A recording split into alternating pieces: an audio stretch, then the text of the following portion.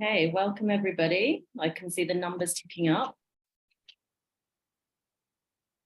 Just going to wait a few more seconds for more people to enter.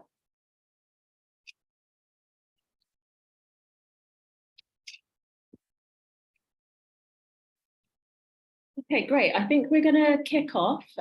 So welcome again, and thank you so much for taking the time to join us today and for this really critical discussion. Yes, we've got lots of people here, and do feel free to say hi in the chat and let us know where you're dialing in from. And before we start, just a few notes on accessibility. So you should be able to enable closed captioning. So if you click the CC box down below, that will enable captions, unfortunately only in English during this webinar. And we also have two lovely interpreters with us today as well, Paul and Jenny, who'll be interpreting for us throughout. We'll also be putting image descriptions into the chat box for any slides that speakers will be using, and we'll be using the chat to share speaker biographies and resources. Please note that this webinar is being recorded, and so that we can share it publicly with people who can't be with us today. We will be sharing a full webinar report, as well as a transcript in English, Spanish, and French for those of us who need it in a different language, and so we can reach others who basically can learn from the great panel that we have today.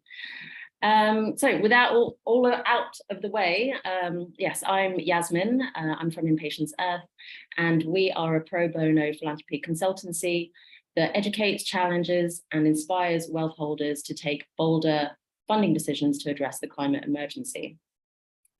For a visual description of myself, I am an Asian woman with long black hair, and I'm wearing a white t-shirt and gold hoops.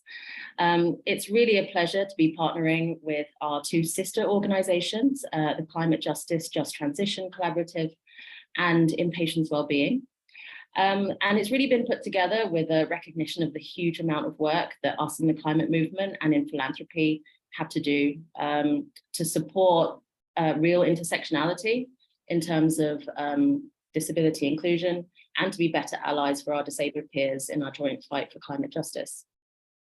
As this is the final webinar in the current series of webinars that CJJT have been putting on, I would like to actually pass now to Farhana and to Leia from CJJT to talk a little bit about the work that they've been up to and the fantastic climate justice mapping tool that they've been putting together. So over to you, Farhana and Leia.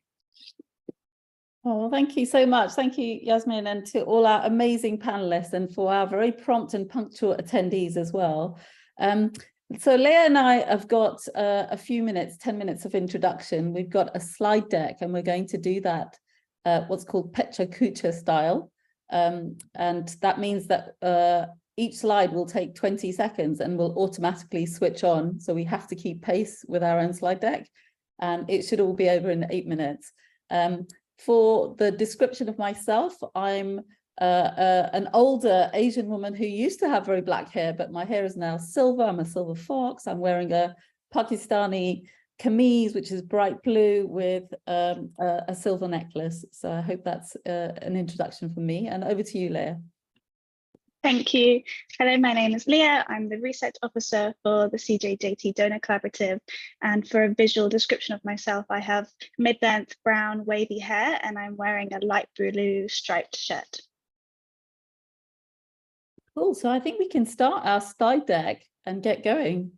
And we wanted to do that introduction, as Yasmin said. We are coming to the end of a sort of 2-year cycle of this project called the Climate Justice and Just Transition Donor Collaborative. I think we have to just wait for the slides to catch up. And we are continuing with this work, but this particular phase ends as of June the 30th. So we wanted to use this final seminar in this series to give you a little bit of an overview of what the Climate Justice Just Transition Donor Collaborative has been doing, and also to introduce to you one of the new tools that we've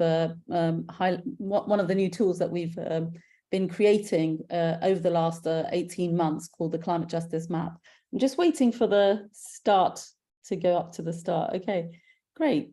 So the climate justice, have you started that now? It's on autoplay. Okay, so my 20 seconds start now. Great. So we started, I was invited, I have a background in philanthropy. I have been a climate lawyer and an activist for 30 plus years. And I was invited by Heather McGray from the Climate Justice Resilience Fund in 2021 to essentially create a learning journey for philanthropy about why climate justice and just transition was open. We know that the facts are appalling. Most philanthropy, that is climate philanthropy, does not go to the frontline communities. It does not go to the global south. It does not go to historically marginalized communities. And the figures are actually astoundingly poor. These are 4 studies that came out last year. Our 3 buckets of work are the learning journey for philanthropy. We've undertaken a great deal of landscape and mapping about who is doing what in this space. And we also have a small grants program that functioned over COP26 and COP27, which we'll give you a little bit details about. We also have 3 pilots, as you will see. There's a little threesome flavor to our notes. Our 3 pilots which are mission-bound, time-bound initiatives, were to try and create a network for youth funders, especially funders based in the global south. We created a climate Jedi fellowship. And we also did a pioneering thing called Climate Culture Cop. You can learn all about this in our website, which we're showing you a little bit of a view of right now. But all of the information, all of the webinars from before, the recordings, transcripts are there, newsletters, as well as what we've been up to in the last 2 years. So let me just turn quickly to the learning journey for philanthropy. We set out to deliver an intersectional justice, a syllabus that we would ground in the realities of those who are on the front lines, those who do not historically have their voices heard.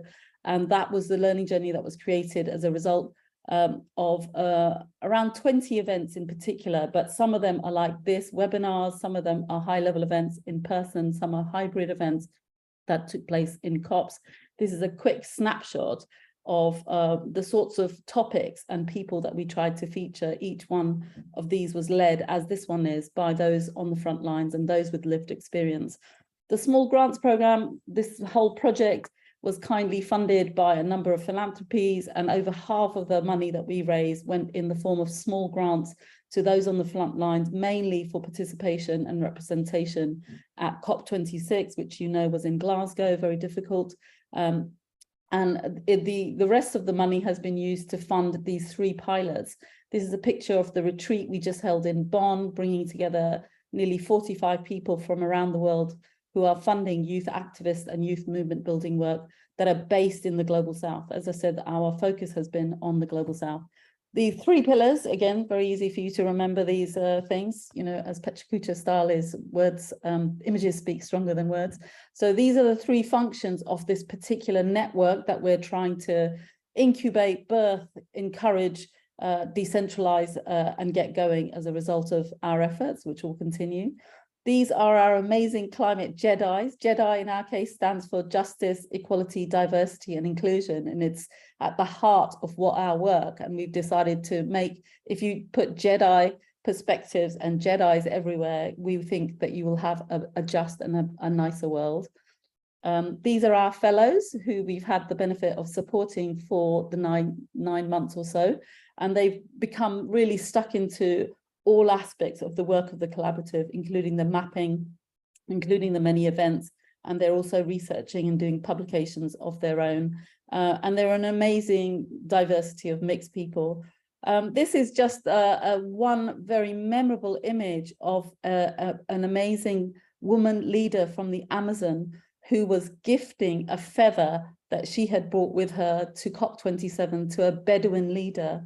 And this act of courage and friendship and solidarity really moved us. It's part of what we pioneered Culture Cop, because we don't think that you can just transition to the kind of world that we want through reports and research alone. You need to have joyous experiences as well as convivial spaces where we can hold each other in joy and grief and create and use our imagination. Okay, so our Climate Justice Map has been developed as an open access wiki mapping climate justice and just transition organizations in the Global South. And it's really a tool that seeks to respond to the challenges in philanthropy, to break down the power dynamics, the secrecy and gatekeeping that often happens as part of their consultancy processes, by making visible who is doing what and where.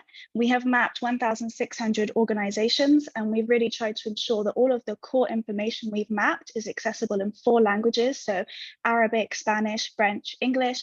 And the reason for doing this is because it's one of the major injustices of climate movements that there is a lack of accessibility where most resources are in English. So we're going to continue developing this with our partner organization, Climate Cardinals, which is a youth-led nonprofit working to improve access and led by one of our fellows, Sophia Kiani. As part of this, we will try to ensure that descriptions are also translated. So organizations are searchable across 5 regions, by individual country, by organization type and governance, and also by 270 key themes of climate injustices. And this is really because the field doesn't have a standardized definition of climate justice. So we've really drawn on the language that organizations use to describe themselves. We're developing trainings for our mapping so that for the field and philanthropy to really use this tool. So whether you're searching for organizations led by those with disabilities or those that are youth-led, you can use our search functionality, and we'll give guidance on how to provide multi-filter searching. We had a request to provide youth-led organizations in the Global South, and we were very quickly able to produce 30+ organizations. And we're also going to be creating ways in which you can contribute to this mapping via a form that we will, via a form. So you'll set up a user account, and then you will be able to submit organizations for review. And this is really because we wanted to maintain a sense of due diligence so that information going in is both accurate and relevant, as well as up to date. So we also have partnered with a number of Southern-based organizations, one of which is Adesso, which is a humanitarian aid and development organization. And through their platform, Kujulink, which is a key piece of infrastructure connecting organizations to funders, they're really taking our mapping forward. So as part of our collaboration, they've taken our climate justice organizations and they're bringing them onto the platform. So there's a real focus on climate justice there. And we'll continue to develop this collaboration, and in the future also be focusing on bringing on those youth-led organizations too. And so this is very, very quick, but if you want to visit the wiki, please go to this hyperlink. If you want to contact us or contribute, please use the compendium email. For further information about our work, please do visit our website. It's very expansive. And of course, if you'd like to join the collaborative, please contact our director and coordinator, Farhana Yamin. Thank you. Well, thank you. We hope that limited ourselves to 10 minutes. And I guess one of the inspirations for me was Samuel Johnston, who published the first dictionary of the English language in 1755. It took 6 or 8 years, I think, and it had 40,000 words. And right now, in thousands, that's just considered not even an adequate pocket dictionary. But he started that process as a result of trying to create discipline and structure and to capture what was going on. So I feel that the wiki, the climate justice map, is in effect a contribution to bring some discipline, some order, some capturing of what is going on in the climate justice and just transition space, and to make it easier for philanthropy to do what is necessary to fund those on the front lines and not have obstacles and hampering in the way. So back to you, Yasmin. We'll be posting the slides on our website and also, I think, in this chat. So back to you, and hope we've kept to our time limit. Thanks, Farhana and Leia, and thanks for all the work that you do. And I'm sure I speak for many when I say that I can't wait to use that climate justice map. It's incredibly useful. Anyway, without further ado, I'd like to introduce our moderator for this panel discussion, Sarabajaya Kumar. Amongst many other things, she's an academic, she's a civil society leader, and she's a disability rights advocate. And she's sitting right next to me, so apologies for this rather clunky transition, but I'm just going to move this over. Okay. Thank you very much. Thank you very much, Yasmin. So hello, everyone, and a very warm welcome to what I hope will really be the first of maybe a series of conversations in relation to disability justice and climate justice.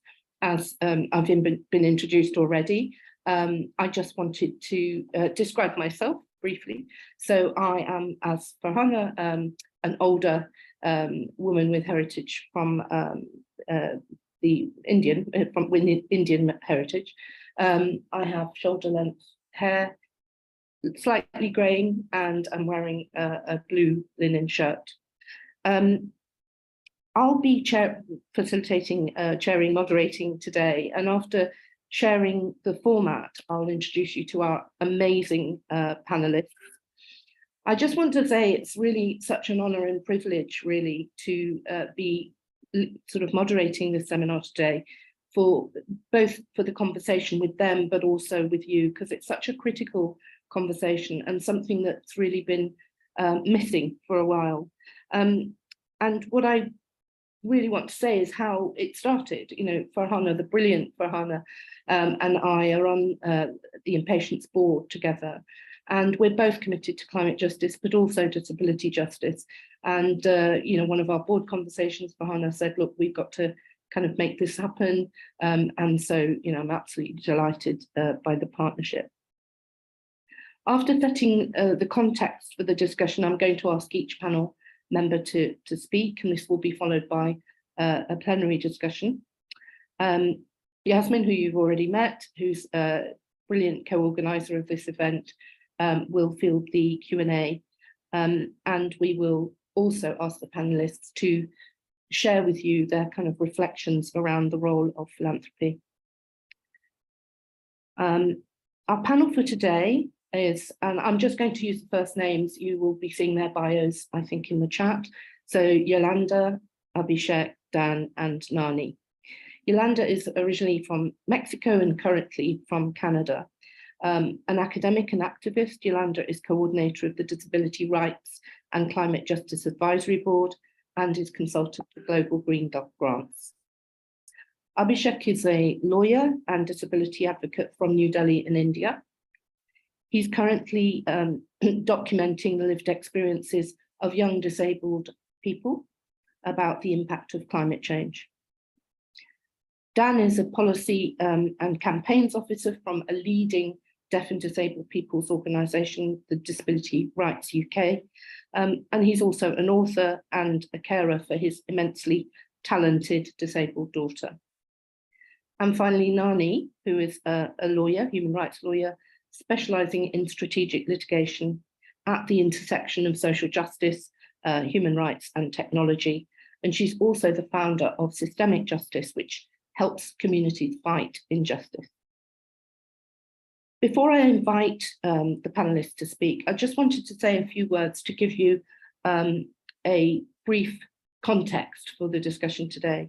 What I did forget to say in my description was that I am also disabled. I'm legally blind, which means that I probably have lost 95% of my vision, and I'm a motorised wheelchair user. And it will become apparent as to why I'm sharing that with you in a moment. The definition of disability is very broad, but for the purposes of today, we are recognising the term of disability as people with physical, mental, sensory, visible, invisible impairments.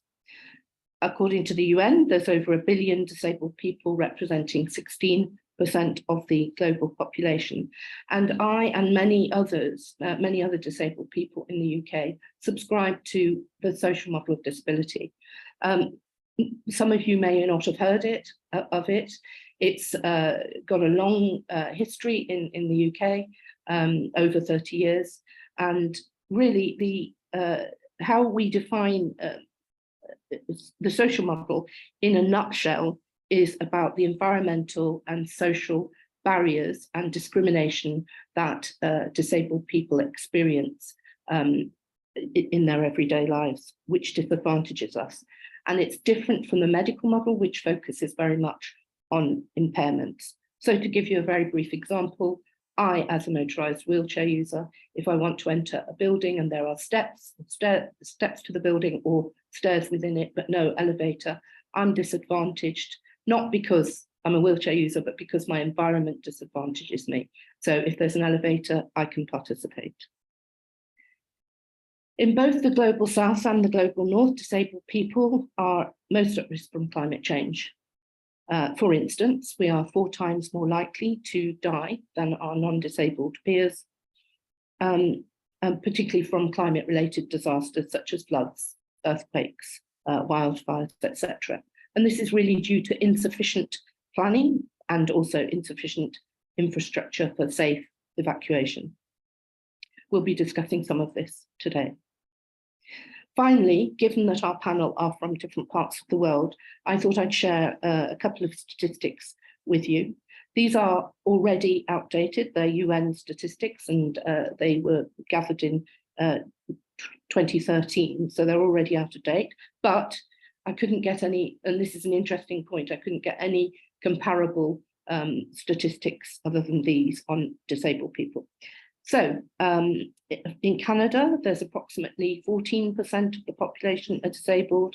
In India, just over 2%. In the UK, approximately 21%, and the Netherlands, about 12.5%. And if we're going to try and think of this in terms of how many people, the latest data that I could find was WHO data in 2019, and since a number of us represent Europe on the panel, I was going to share that with you, which is 135 million people are disabled in Europe. So we represent quite a few people, and that's a lot of people that policymakers are practically ignoring, but also progressive climate funders, because they're failing, in our view, to take into account within their intersectional approaches of grant making disabled people. So, having given that context, without further ado, I'd like to start the discussion by inviting Yolanda to share with us over the next few minutes how climate change impacts disabled people. Over to you, Yolanda. Thank you very much for this invitation and for this opportunity to share with us what we have learned over the years at Global Greengrants Fund and in other knowledge production settings, how climate change affects persons with disability. I am a full-time wheelchair user, and so my perspective does not include only physical disabilities, but I work with many, of course, I am aware of all the needs of persons with disabilities or disabled persons, to use the social model of disabilities, that is identity first. So I might use these terms interchangeably. And well, of course, the impact it will have depends on the type of disability that the person has, but also on the type of climate event that we are facing. And of course, many of the factors that influence this, besides of the type of the weather event and type of the disability, are their knowledge on what is climate change and what they have to do in case of emergency, what are the available resources, what are the existing policies, and how to proactively participate in, for example, evacuation drills or other initiatives that can be life-saving. Of course, again, the type of disability is very, very important, particularly those who already have a psychosocial disability might experience some episodes that can trigger anxiety, depression, or other or highlight their own underlying disabilities. And of many people with learning disabilities might feel disoriented, as everybody, but they can be especially disoriented And well, of course, we are all experiencing some new mental health conditions that that did not exist, like eco-anxiety, that is related to the future that we perceive as possible, and that is not that is catastrophic in many ways, and that is already being catastrophic, at least here in Canada at the moment. And also solstalgia, that is this hopelessness, this sense of loss of our own place of solace, of our own homes, and that is something that we really need to explore, how mental health is being considered within this context, no? And well, to go back to how we experience this, of course, depending on the sociocultural and socioeconomic status, things will be very, very different for every person. Some of them who live in rural areas will have little to no access to emergency relief. And of course, in case of emergency, the interruption of access to health services that are that have an impact on their life expectancy will be disrupted.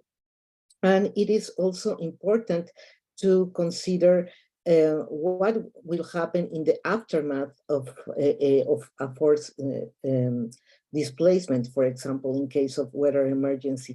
And this has been brought to consideration specifically by the Special Rapporteur, Ian Fry, just in his recent special report. And he mentions persons with disability as some that should be taken into consideration specifically. And lastly, it is important to consider how mitigation strategies might to some extent be ableist, that is discriminating inadvertently some segments of the population. So for example, if you want to create a city that is only walkable and bikeable, and you cannot walk or bike, you basically need to remain isolated at home. And so the solutions must be inclusive of all kinds of persons with disabilities. So, of course, there are intersecting forms of discrimination according to if you all are also belong to a racialized community that experience discrimination.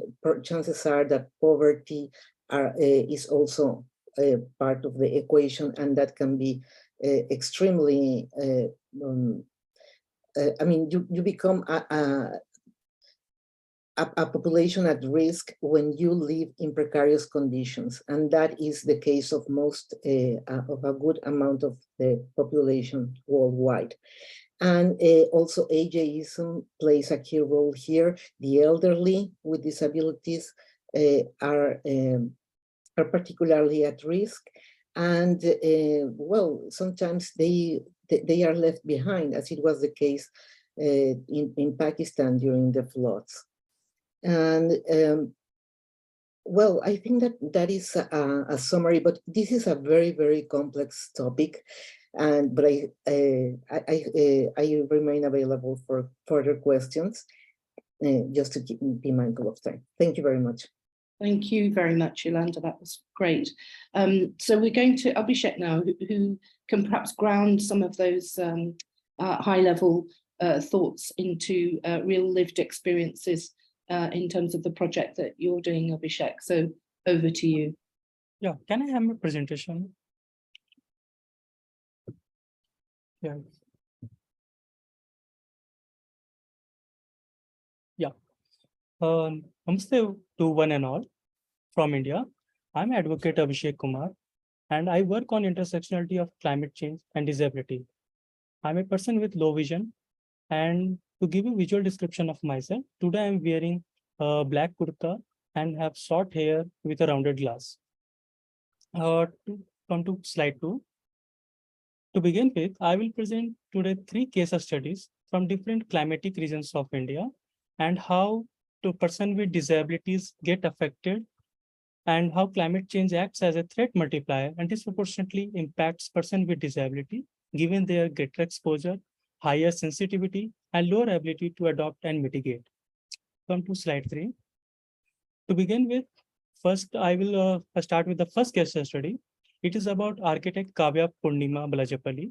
She is a architect from Vizag, Andhra Pradesh, a coastal city in Southeast India. She is a disability advocate working on universal accessibility. She lives with a rare neurological condition called IIH, which affects the brain pressure without a known reason, and because of which she acquired blindness and manages this incurable condition with a brain shunt implant, which makes the condition further more complicated. The cyclones have a major effect on her brain pressure, which often elevates the headache and hampers her productivity. She is subject to climate anxiety, which is defined as a heightened emotion, mental, or somatic distress in response to dangerous changes in the climatic system. Climate anxiety can lead to symptoms such as panic attacks, loss of appetite, irritability, weakness, sleeplessness. In her respect, extreme weather events including cyclones, unseasonal rainfall, urban flooding results in climate anxiety concerning her preparedness for disaster, early warning system, accessibility of emergency plans, and so on. She is also subject to thunderstorm asthma, which is an attack of asthma that starts or worsens after a thunderstorm. Now coming to case study 2, it's about Anjali Vyas, who is a chemical engineer and a disability advocate from Bhandara, Maharashtra. It is located in the central India, which is a hot and dry climatic condition.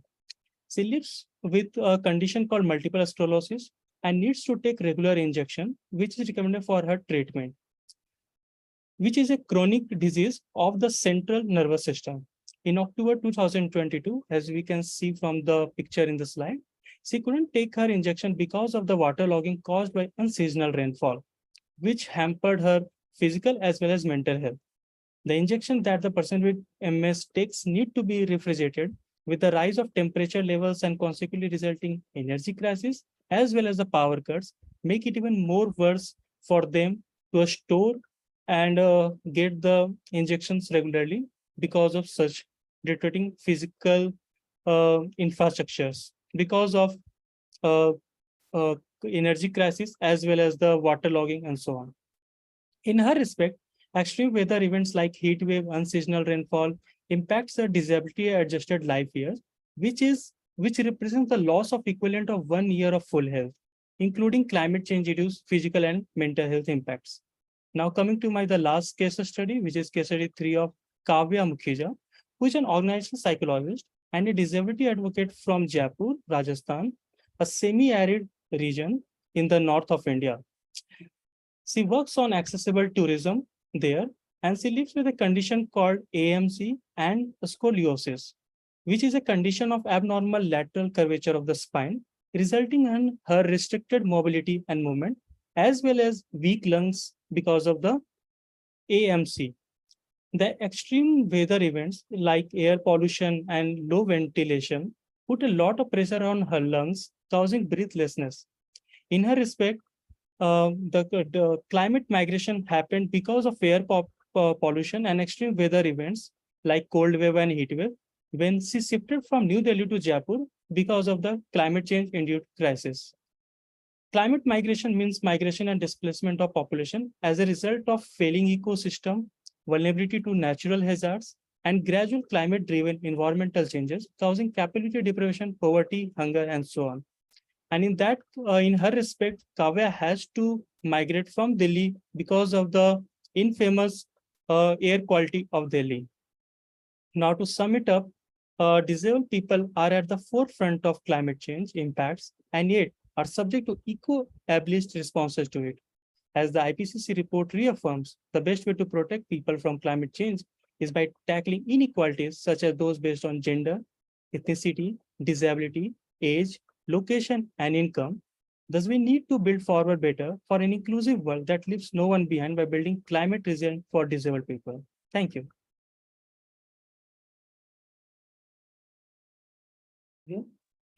Well, thank you very much, Abhishek. Absolutely, climate justice, climate change and inequality, absolutely hand in hand. We're going to Dan and followed by Nani in a minute. They are going to address the issues of disability inclusion in climate policy, eco-ableism, and why we as disabled people should have a seat at the table. I'll hand over directly to Dan, and then Dan, you can perhaps hand over to Nani when you've finished your section. Don't forget to describe yourself. Thank you. Absolutely, and good afternoon, everyone. It's a sunny day here in the UK. Excuse me. For a description of myself, I'm a white male, approximately 51 years old. I'd like to say 20, but I can't. I'm wearing glasses and I have short, spiky hair. Excuse me.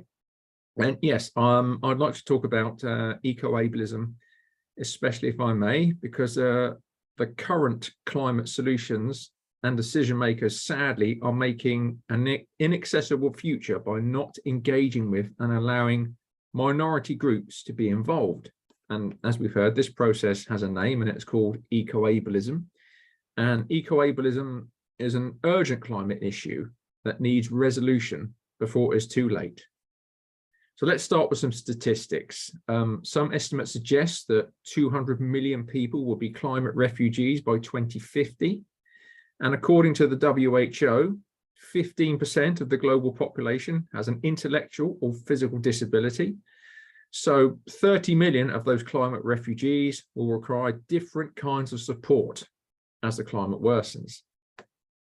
If you locate one of the few places disabled people are mentioned in the 3,675 pages of the latest Intergovernmental Panel on Climate Change report, which is the world's most authoritative panel on climate change, the mention of disabled people is just fleeting. And usually hiding in the middle of a list of so-called, as I say, vulnerable groups. This is not acceptable, and it is largely offensive to over 1 billion people worldwide.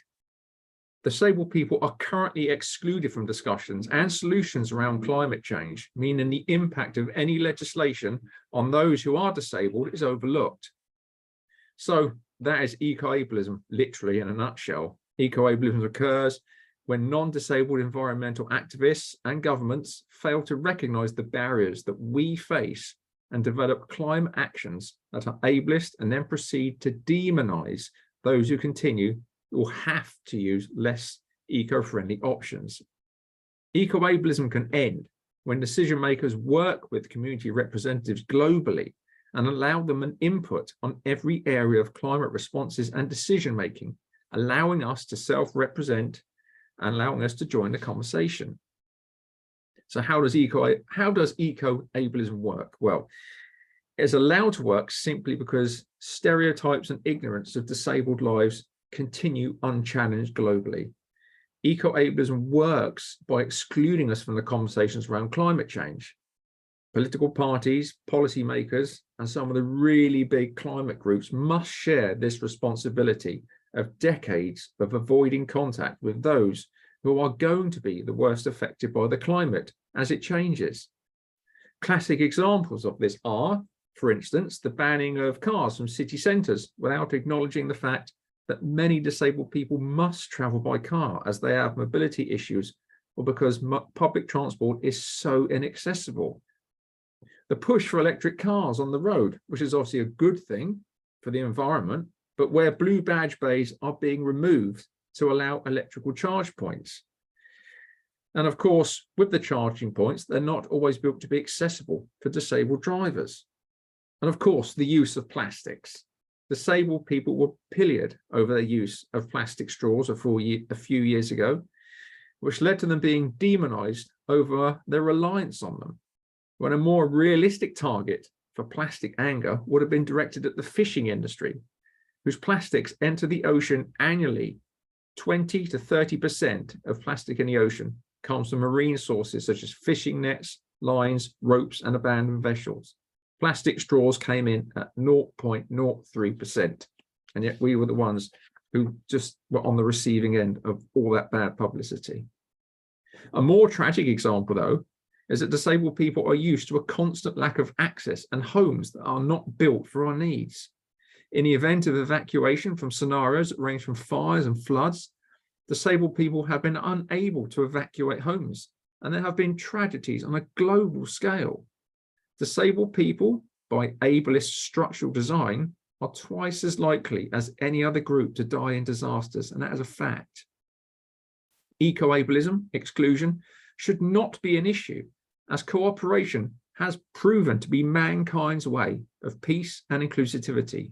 Words win wars, so the practice must end, considering that we are globally over 1 billion strong and growing, because what people seem to forget is environmental illnesses of so many kinds are on the rise.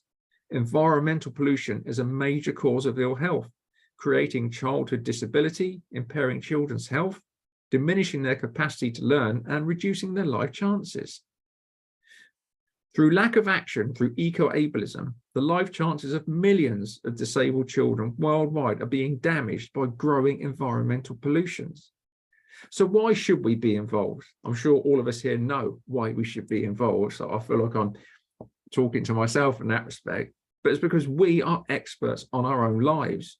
We must speak for ourselves, and we must be included in all climate change discussions. That is obvious. The community represents every faith, gender, age, and colour across the world. It is beautifully diverse, and I'm so proud of it, and I'm so proud to be a member of it. But it has one voice, which is growing louder in this debate. We must be allowed in now, or any climate design solutions will have to be retrofitted further along the line, incurring costs and delays, when the simple solution would have been engagement with us from the word go. There must be a promise of cooperation, and advantages of that will be accessible to all. The community must be involved in all debates and solutions. Representatives must be at the table when environmental solutions are being developed and implemented. Otherwise, there is a real danger, as I said, of societal barriers to our inclusion increasing rather than reducing. It is essential that environmental solutions are designed to be accessible for us all. What works for us works for everyone universally. All future political and climate events must be designed to be accessible to all, to the highest degree, considering aspects of all disability, including sign language interpreters, wheelchair access, and options to join the debates virtually, as prior events such as COP were found to be exclusive, not inclusive. Sustainable goals need comprehensive, inclusive environmental planning. Only by cooperation can real climate change action begin. And here at DRUK, like everyone here, we're beginning our own one with a growing global disability coalition. Now the rest of the world just needs to catch up and join us all. Thank you, Dan. Thank you very much. Over to Nani. Thank you very much, and thank you so much, Dan. You touched upon a whole bunch of things that I wanted to bring in as well, but this allows us to save a little bit of time, I guess. This is wonderful. We can only reinforce each other's message. Just a brief description of myself. I'm a Black woman of mixed heritage, Black Malian, so African father, and a white European Dutch mother, hence the accent. I just Googled to check if I could qualify myself as middle-aged, and next month I'm turning 45. So apparently that's the threshold. So you have a little moment to still enjoy, not yet being middle-aged. Anyway, I'm wearing a dark shirt today and wearing my hair back, which is still black, but slowly turning gray. It's really a pleasure to be here today and to listen to all the insightful interventions from the other panelists. I can only amplify a couple of things that Dan just touched upon. Our organization, Systemic Justice, focuses on Europe at the moment, Council of Europe area. And recent research shows that only one Council of Europe country, Georgia, refers to persons with disabilities. Sorry, I should correct myself. In line with Sarabajaya said at the beginning, disabled people in their official plans as submitted under the Paris Agreement. Europe is rife, right, with bad climate policy and solutions that are putting not only a disproportionate cost with disabled people, but also negatively impact them up to the point of risking their lives, right? Putting their lives at risk, as Dan was just pointing out in the example of bad evacuation measures, etc. One thing that I wanted to add to what was just flagged is also that there's a huge lack of representation of people who are disabled in climate activism networks. And also in the planning and design of mass climate mobilization and direct access. COP was just mentioned, but another interesting example is that when Extinction Rebellion, who's been trying to create a more inclusive environment for a while now, actually put measures in place to make sure that disabled people could join some of their events, police removed that due to, I think, fire safety regulations or something or other. But you see here again, like how the system just doesn't take into account that our society is a diverse and rich and beautiful one. Another thing that might be good to address here is that I think that we actually need to move to demands that go beyond inclusion. Our systems need rebuilding because including people in processes and systems that are fundamentally flawed is not going to bring about the paradigm shift that we need. I recently had the pleasure of joining in the conversation at the Leia Forum about climate justice with Victoria Lee from the Disability Rights Fund. And she shared this beautiful phrase, and she said, like, we should be moving from nothing about us without us to nothing about us, full stop. And I think that that beautifully reflects the need that we have for a truly holistic intersectional approach, which means that there should not only be meaningful involvement, but also actually leadership and concrete and powerful leadership of those most affected at every level. I'll keep it short so that we can have a longer conversation all together in a moment. Thank you. Thanks very much, Nani. At this point, I just wanted to kind of open up to the whole panel to share some reflections around how to strengthen inclusions. What are the strategies that they may put forward in terms of strengthening inclusion? So may we start with you, Dan? Yeah, certainly. I think we've all here are all testament to the fact that within the community ourselves, we're very passionate and we very much want to be at the table when environmental solutions are being made, because obviously the world spins with us on and we're not going to be going anywhere. We're part of mankind's rich history and we will continue to be as we move into the future. But it's how we progress outside our circle to the other groups that are around. If you see me, and Nani was absolutely right when she touched on Extinction Rebellion, because I was part of the big one event outside Westminster in London a few weeks ago, where, and for once the police, they stayed away. I was firstly surprised because it was outside Westminster, and with the government's sad track record now of cracking down on demonstrations, they actually allowed it to go ahead. But Extinction Rebellion had it all in place. They had ramps down to the pavement, they had wheelchair charging points, they had headphones for people who found the whole thing a bit too much. They had space down the front for all the wheelchair users to get there. And I'm finding Extinction Rebellion, and to extent Greenpeace, are now thinking about this. But unfortunately, it's taken us to come to them. They haven't been coming to us.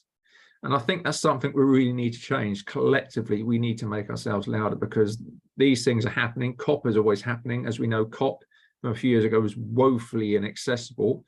We've tried to engage with COP this year. And one of the biggest mantras, I think, this year of COP is that it is for everyone, every minority, every person. So I think we really need to play on that and start applying pressure if that's the route we're going to go down. We as a group here, or we as individual here with our external groups, need to be banging on the doors, but it'd be nice if those doors came to us and were open for us. Thanks, Dan. Nani. I'm sorry, could you take me back on track? I was distracted by my Kate's flag of my internalized ageism. So strategies for kind of promoting inclusion. Absolutely, yes, thank you so much. So I think, well, as an organization that works on strategic litigation, which is one of the tactics that can be used in a broader strategy for change, and an organization that's trying to, so maybe to first for a moment, take a step back. Strategic litigation is litigation that seeks to bring about bigger structural change, right? So that can be change in law, it can be change in policy, it can be change in practice. A way of thinking about it is that quite often when you see situations of injustice, that means that there are no rules in place, that the wrong rules are in place, or that the rules are being applied in a way that is harmful to people. If you think about litigation as a tactic, it works in tandem, right? With policy work, with advocacy work, with campaigning, raising public awareness. And what we are building at the moment is a new model that really makes sure that communities are driving that work, so that it's about their bigger vision for change, how to get there, and how litigation can play a role in that process. So it works together with all the different other tactics that we have. I like to say that, you know, climate justice requires so many different levels of activism. It requires direct action, it requires pressure on the policy level, it requires legislative action, but it also can be helped by action through the courts. In this work, it's really important to make sure that there's really an intersectional vision at the center of this work.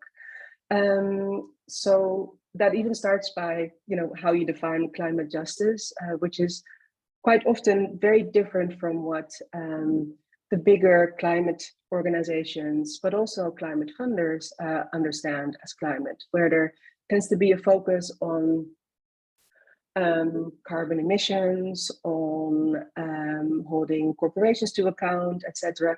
The more technical side of things, which is super important, but it's only a small part of the puzzle.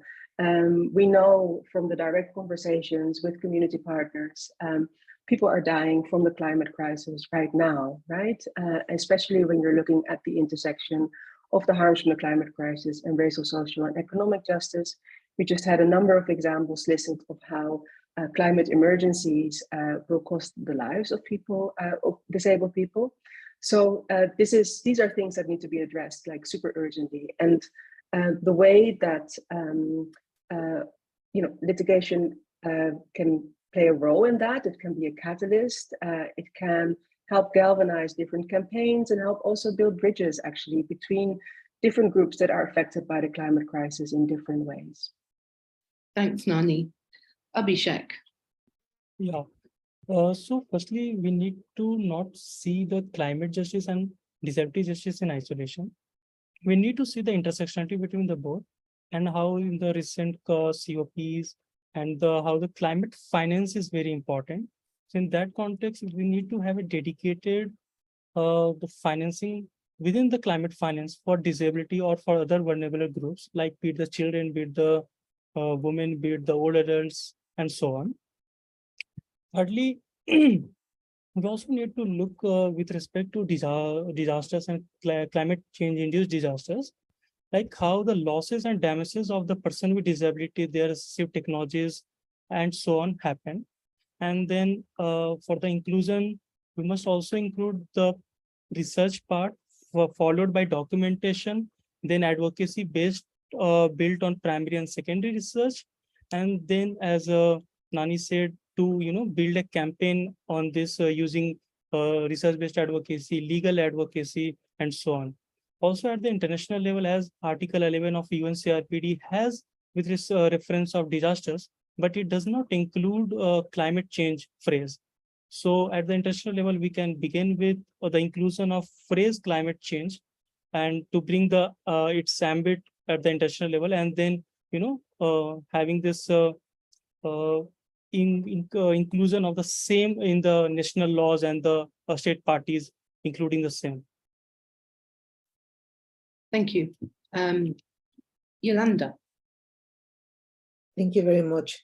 Well, from the point of view of as a donor, we believe that policy advocacy is key to build solid advocacy strategies, but to do so, we must first produce evidence-based knowledge that can be created through supporting grassroots organization to create that knowledge, because they need sometimes the funds to produce, to gather testimonies or do things that are incredibly important, not only to build local advocacy strategies, but also global advocacy strategies.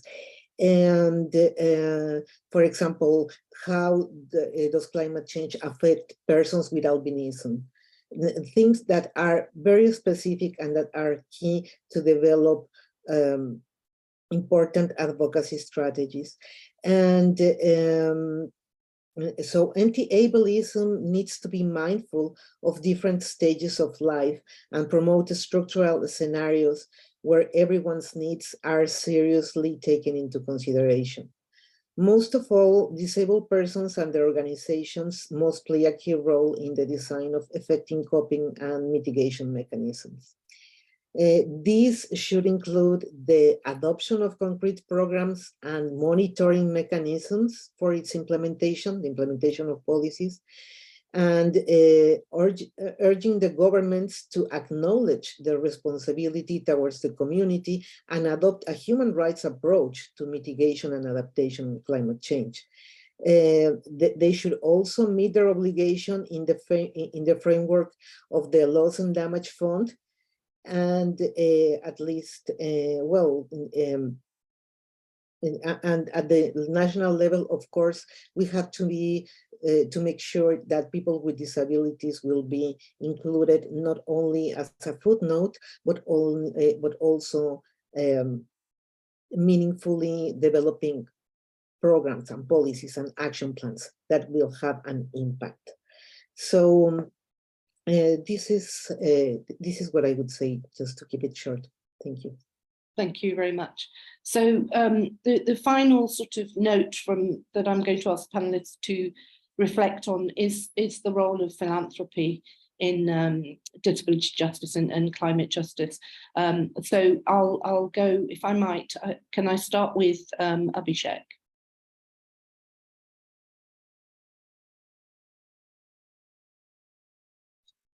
Can you please repeat your question? Just what's the role of philanthropy in addressing these kind of disability inclusion or exclusion issues? Yeah, as I talked about the climate finance, so in that respect, in Indian context, what I feel is the budget for the disability inclusive infrastructure is very not sufficient from the government. So that a space the philanthropy section can fulfill, as the infrastructure needs to be climate resilient and has to be accessible as well. So when the disasters comes or the evacuation has to be done or the early warning systems or the reconstruction phase comes, if the buildings or the public infrastructure is not accessible for the person with disabilities, it doesn't serve the purpose of disability inclusive disaster risk reduction or climate justice, which is disability inclusive. So in that space, I feel the budget thing, the finance thing can be the space, that role can be played by the philanthropy organizations. Thank you, Abhishek. Yolanda. The role of philanthropy. I'm saying, of course, there are many things that can be done, but basically, I will provide a list of the process that that has worked for us and that can work for other donors. First, it is important to learn what is anti-ableist grant making. How do you achieve that that mindset of giving without reproducing stereotypes, the systems of pity and structural discrimination? To do so, also, it is important to produce baseline assessments and determine learning needs within the organizations and hire experts with disabilities to help you establish an inclusion strategy. Thirdly, you can determine, or donors can determine, grant-making goals related to disability and climate change. They can also, number 4, promote partnerships with environmental NGOs to build the capacity of disabled persons organizations on the topic. In 5th place, you can promote partnerships to encourage environmental NGOs to mainstream disability in their work.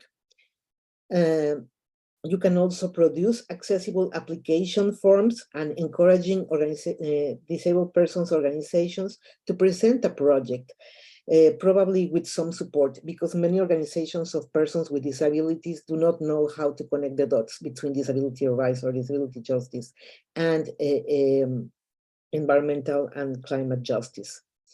And you can also include a question about disability in your application forms. And you can encourage the applicants to save part of the grant to cover accessibility costs. You can also code the grants that include disability or that are focused on disability rights and climate change, and how they intersect with, for example, gender projects or the elderly. And it is up to you, to measure your progress. That will be something that needs to be made periodically and make adjustments as needed. And lastly, it is very important to produce knowledge and share it with your networks, with environmental NGOs and with organizations of persons with disabilities or disabled persons with disabilities all over the world. And yeah, that is from me. That is all for me. Thank you so much, Yolanda. Nani. Thank you. Maybe first, I would want to share what we heard a lot during the community consultation process that we did last year from organizations, movements, and collectives, including ones that were working on disability justice, in the roundtable conversations that we had to find out what we should be focusing on as an organization. And the people there reflected back to us, even though the conversations were focused on the thematic issues, how hard hit they are by the funding landscape at the moment. People were saying that not only were the big organizations, the big NGOs, sucking all the air out of the room, so taking the spotlight, dominating the debate, they were also hogging all the funding, essentially. Organizations, movements, and collectives that were doing community-facing work felt that they were being used as campaign props by those bigger organizations in campaigns that were focusing on issues that actually were not their priorities, and they were being instrumentalized. And I think that is just a really important point to keep in mind, that even though the language seems to be improving, since 2020, people have learned to talk in better ways about their work in a way that looks more quote unquote inclusive, but the actual practices in the end remain to be very, very extractive. I penned down a little while ago a piece about what can be done to make climate justice funding, and make it more intersectional. One of the recommendations I made there is that funders must let go of siloed thinking. They're still very much thinking in boxes. Okay, we're going to solve carbon emissions, we're going to solve this, we're going to solve that. Whereas the issues are complex, they're interconnected, and also the solutions require an interconnected web of activism, a tapestry of activism. So people need to be able to let go of this idea that there's one big bet that is going to decide everything, but to invest much more broadly and think of initiatives that fall outside of the neat boxes that they have determined in their grant-making priorities. The other thing is that there must be a much more structural approach to funding. And that means really supporting ecosystems instead of just a few actors, and really supporting communities instead of institutions.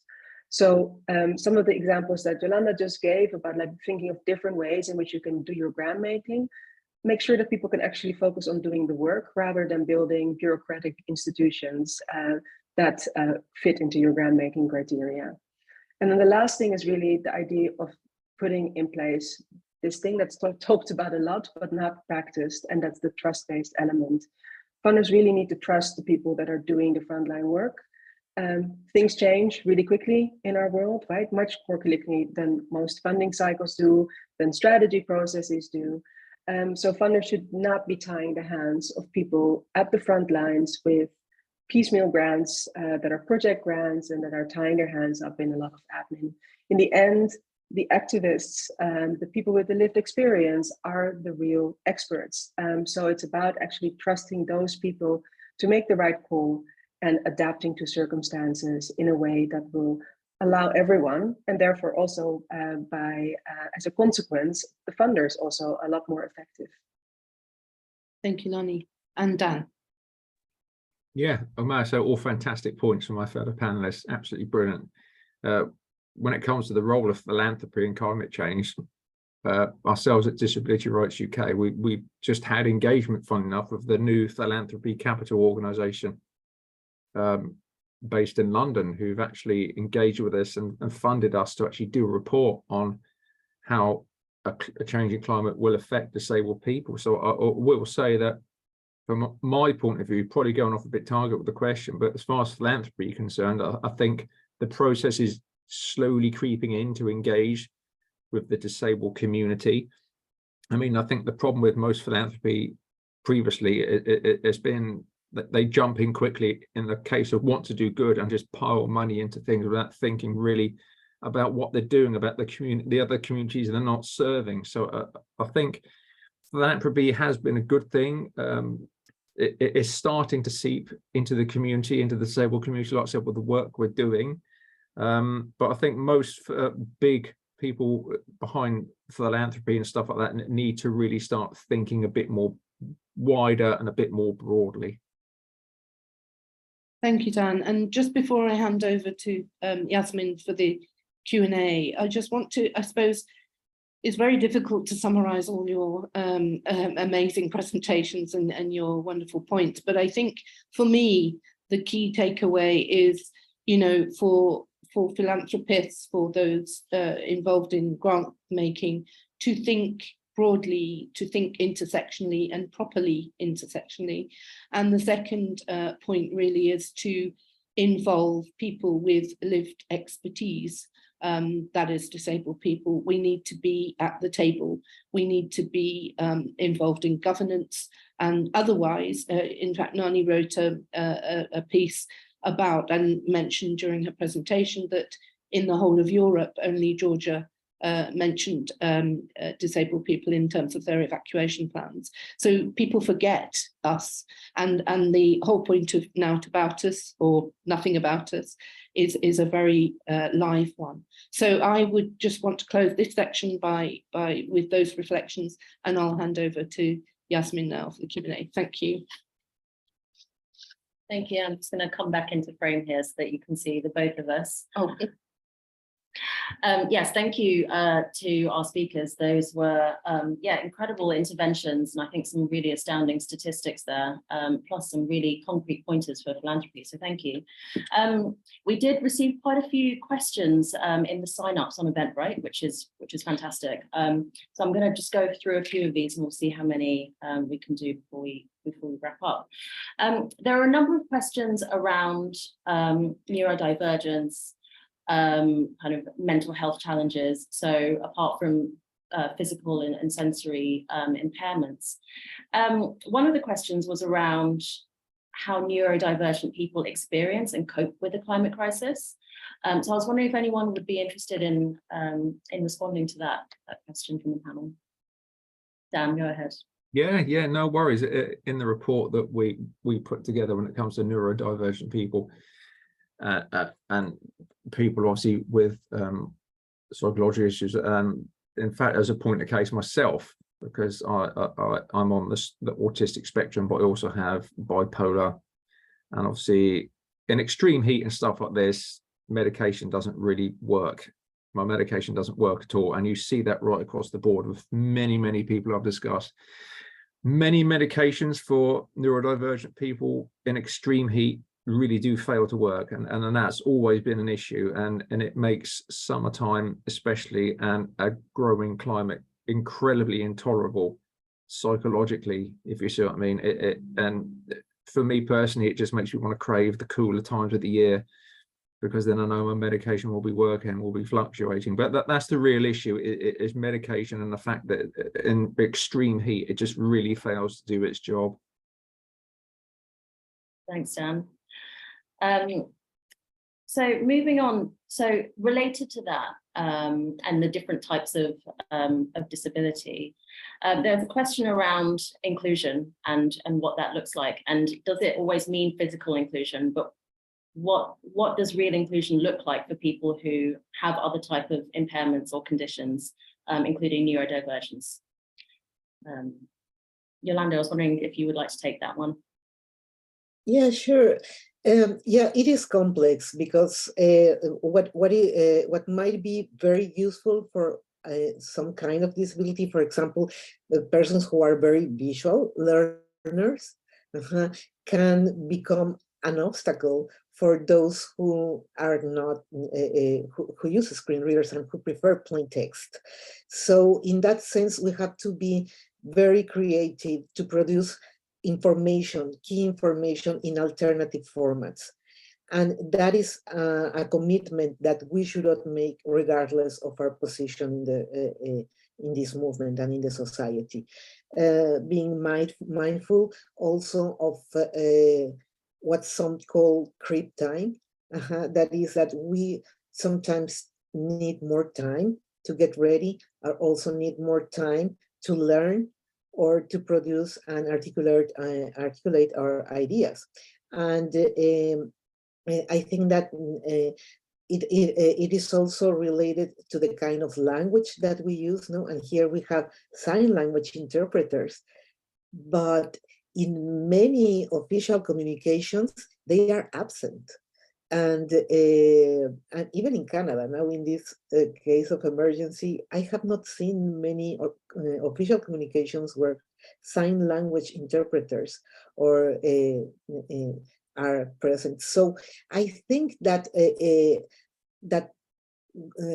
we all need to establish to what extent a type of communication can be blocking the access to others, and also we must learn how to use, how to create accessible social media posts, because that is also something that that can help many people to get involved without necessarily moving from their homes. No?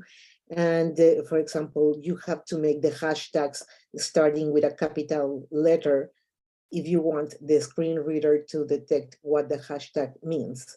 And of course, you can add alt text to your photos, and those are very small gestures that does not add a lot to your budget, and that mean a lot from you for every organization, not only to provide something, but also to rethink, to reframe their own perception as actors of social change and actors of inclusion.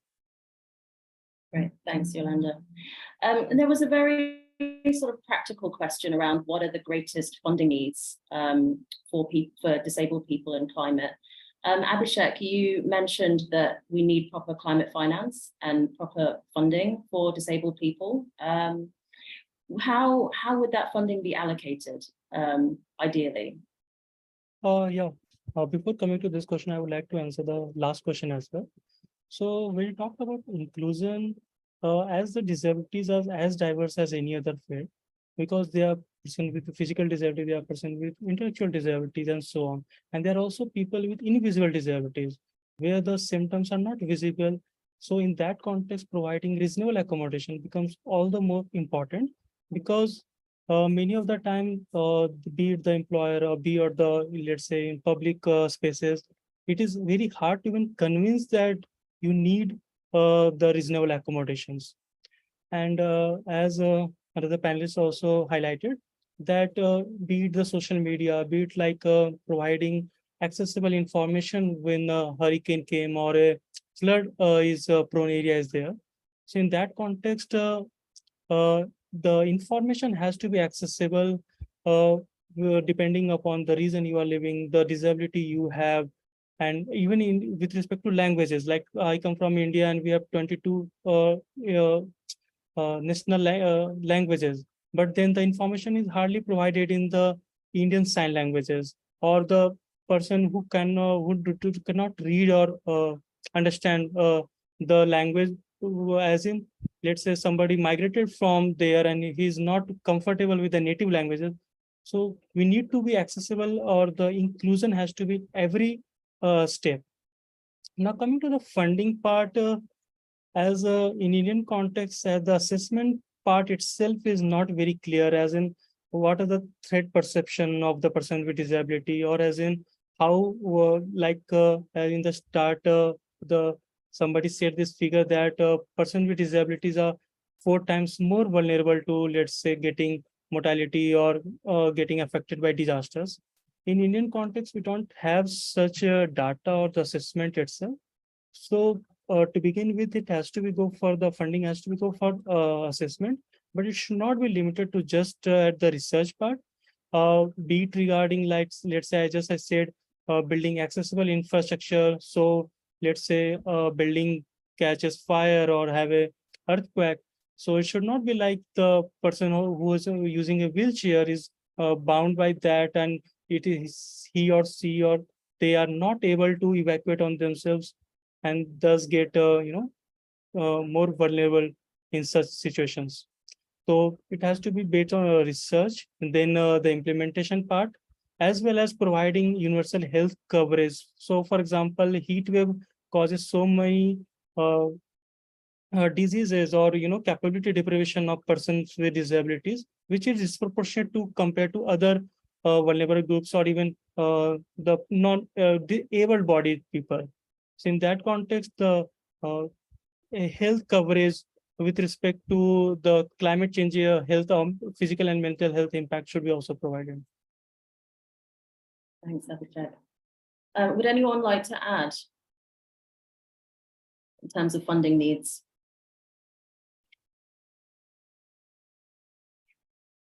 Maybe I can say just something about the importance of supporting grassroots organizations that have zero budget, but they are really willing to start, and they need this first support to really to start a project and to consolidate themselves. And it is also very important for these organizations to believe in themselves, and also to build capacity. On, in terms of funding needs, what Global Greengrants Fund has received a tremendous amount of applications saying, hey, we need to learn more about what is climate change, what is loss and damage, what is the Paris. We don't know our rights, and it is a little bit in relation to the content of the Article 11 of the UN Convention on Rights of Persons with Disabilities, that is situations of emergency, because they only consider natural disasters. So what about mitigation? What about promoting, for example, reforestation or good practices in agriculture or other mitigation strategies where the whole community is involved, but they feel left aside? So it is important that we assume also our role as part of the human race in this endeavor to make things better to the best of our capacity. So, it is important to believe in the organizations of persons with disabilities, not as passive recipients of help, but as actors of agents of social change. That is what we have detected. Yes. Thank you.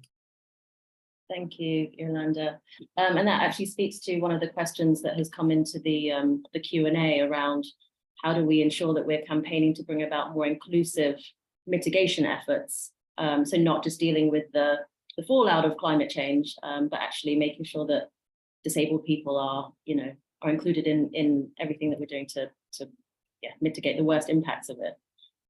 Would anyone else like to speak to that question? Maybe just a thought that just popped into my head as Yolanda was speaking, like how much that resonated. In the conversations that we're having with community partners, there's only very few organizations that are working on disability justice at the moment. We've also talked to the European Disability Forum and get reflected back that it's just not so high on the agenda with a lot of organizations. And I think I've had a similar experience in the previous context, previous organization that I founded worked on digital rights, where we're connecting with racial, social, and economic justice movements who understood how important it was for them to work on digital issues, but didn't quite have the capacity and didn't quite know where to start in developing that work. And I think that as with what we try to initiate there, it's super important to start really from the priorities that already exist, right? And kind of see how you can expand that scope into the climate justice realm.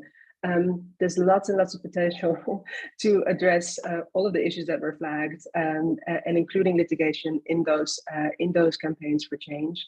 There's currently one case pending before the European Court of Human Rights that's been brought by against Austria by someone who has MS and who's arguing basically that Austria is not doing its part in reducing global warming, which is exacerbating his condition. The court should be flooded with cases like that. They should be flooded with cases that address the failure of states to have proper evacuation protocols, of not taking into consideration when they take quote unquote green measures, what that means for disabled people.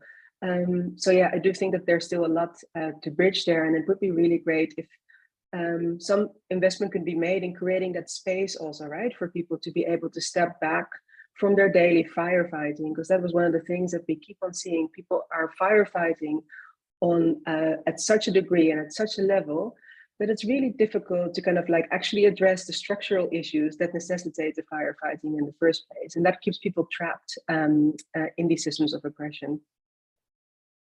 Thanks, Nani. Something very, very quickly to what Nani, because that is what you say is very important. And in this sense, I think that we must fund the partnerships between environmental NGOs and organizations of persons with disabilities if we want this to work. Because working in silos has proven to be not a good idea. And particularly in this case where we have been absent from the dialogue for so many years, we need to catch up and we need to do it fast. So the only way to do that is to really do our homework, study a lot, and make be part of the conversations at other levels. Thank you. Yes, thank you. I wanted to end on one question. I'd like to address it to each of the panelists and to you as well, Sarabajaya, which is, how do you visualize a world with climate justice and with no ableism? So it's a big question and probably hard to answer in one sentence, but I'd love for you to have a go. Dan, would you like to kick off? How would I visualize it? It would be just a utopia, but for disabled people, it would be a utopia that's so long overdue. I mean, we could have had this decades ago, but because we've always been victims of poverty and ableist practice and ableist society. So I think it's long overdue, and it is something that's achievable. Collaboration always proves that everything is achievable.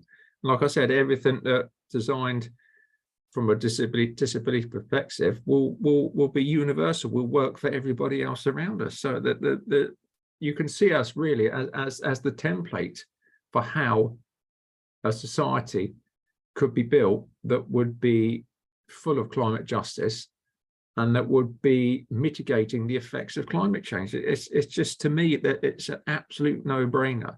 If we're involved and we can design the solutions, they will work for everybody. We should be not just in the conversation, we should be at the top of the conversation. Abhishek. So to sum it up, what I would like to add on, that how we need to build forward better. I put it in the comments chat box as well. As in, we often get the narrative build back better, but the past was neither climate resilient nor not universally accessible for persons with disabilities. So in that context, we need to build forward better using climate resilient infrastructures, universally accessible physical and digital infrastructures, and the climate finance should also go in that direction. And how the disability person with disability should not be included when the climate conversation comes down to interest of person with disability, but they should have a place, should be a stakeholder when it is not just a theme, or the session is not on the disability itself only. They should be a part of all the conversation, because even in the disability sector, the intersectionality is so much more. There are children with disability who should be part of the youth with conversations and conferences. The women with disability should be part of the the UN organizations, and when dealing with the climate change, with the LGBTQ community and so on. There should be everywhere where the conversation regarding climate justice is going on, and not just limiting ourselves in the disability, one silos. Thank you. Thanks, Abhishek. Nani. Oh, it's another tiny question that you ask. I think that a world in which we see climate justice and disability justice by necessity has to be a world in which we all finally realize that all our struggles are intertwined. Liberation will not come for just one group at a time. So we think about a disability just world, think of Black liberation, and to casteism, all sorts of systems of oppression that all needs to go hand in hand.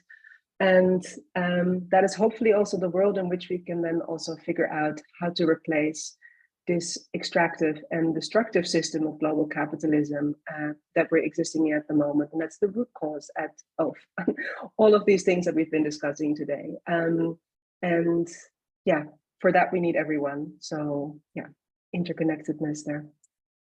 Thank you. Yolanda. Well, I think that everything has been said, and but I would add that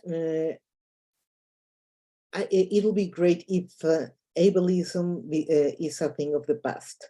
If we acknowledge structural discrimination as something that needs to be eliminated in every aspect of the society, and particularly in this planetary emergency that we are experiencing, we need to also acknowledge, as persons with disabilities, our internalized ableism, and saying, no, we can do something. We are part of the human race, regardless of what other things think. And we believe that, and we must push for inclusion.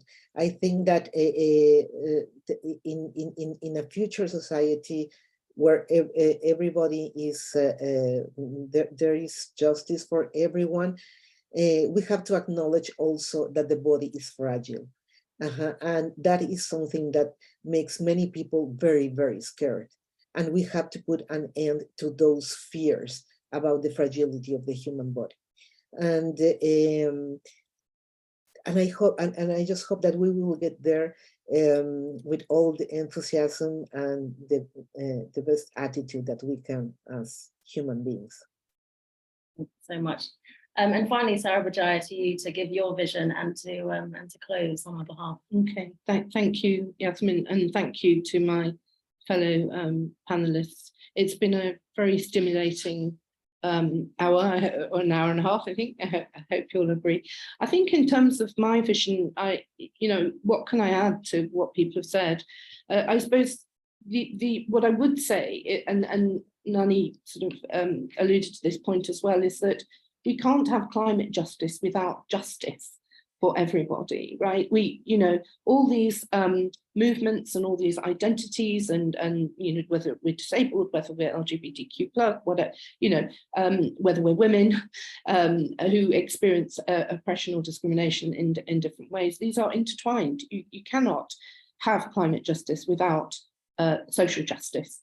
So that my vision would be of a socially just world, and as others have said, addressing ableism, racism, sexism, misogyny, all those things, and basically mainstreaming. Abhishek made the point that we shouldn't have these sort of little.